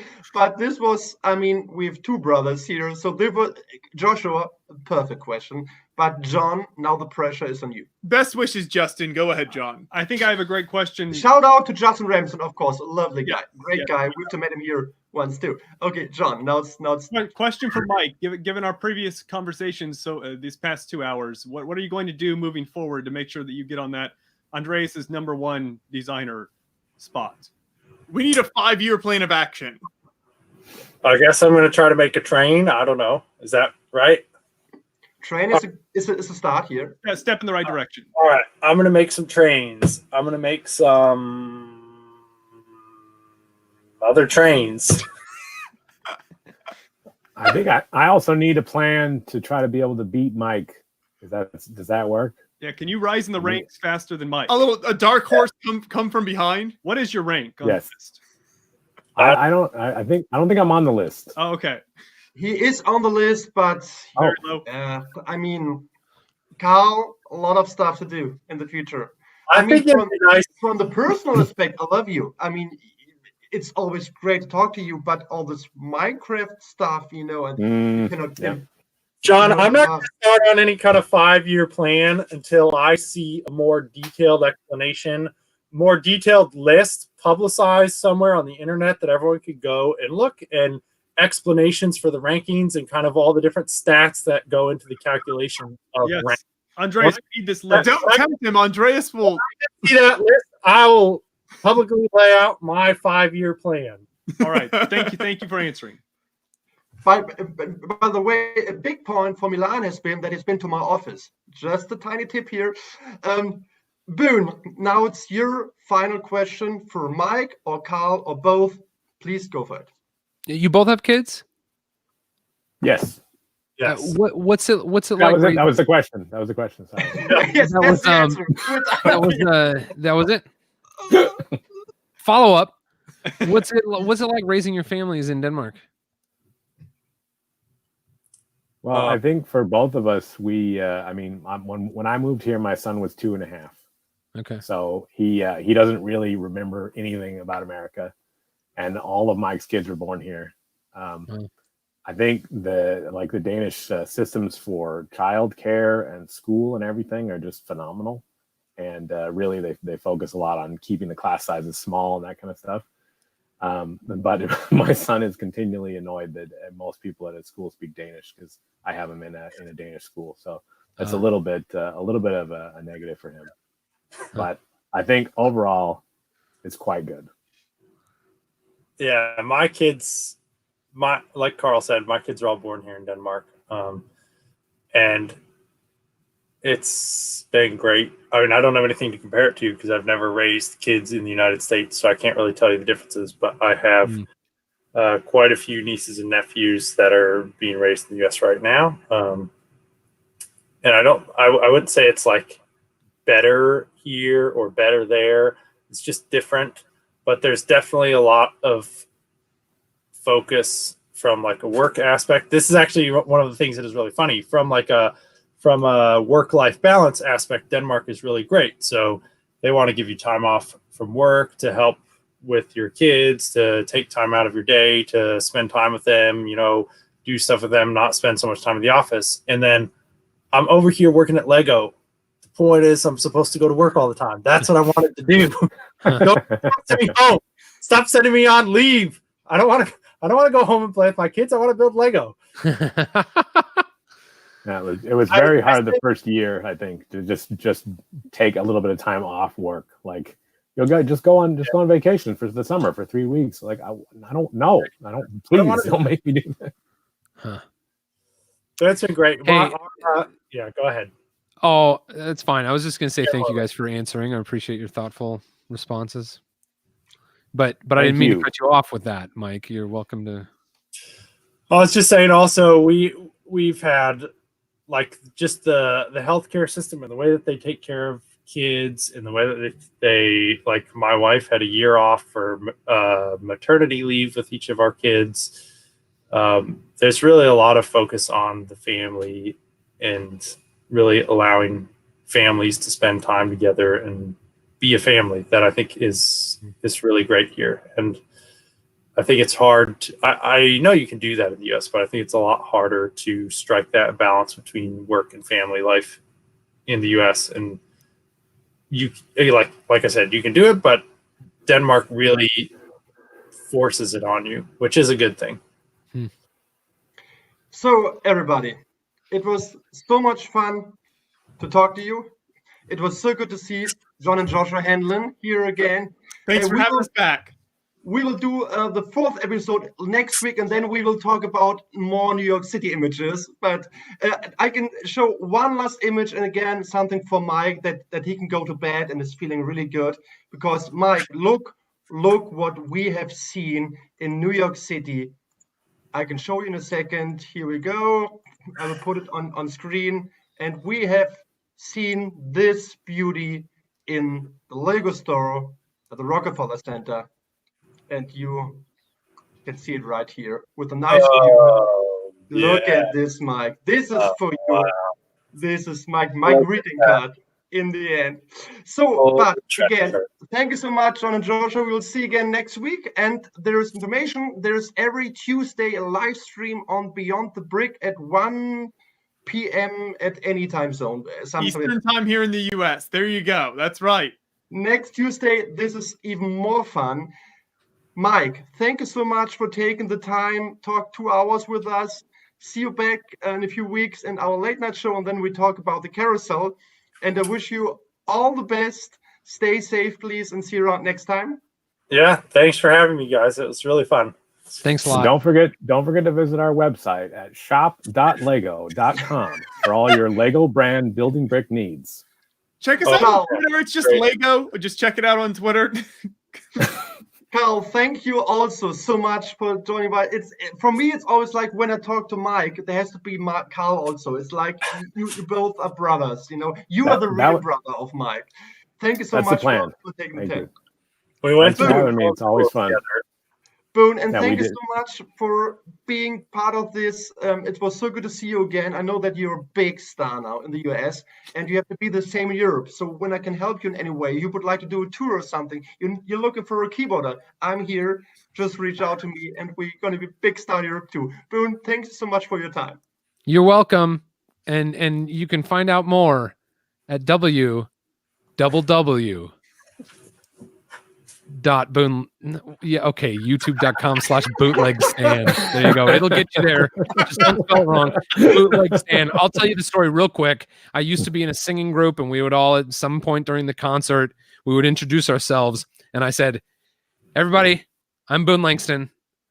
And someone in the audience came up to me afterward and said, "Did you say your name is Bootleg Stan?"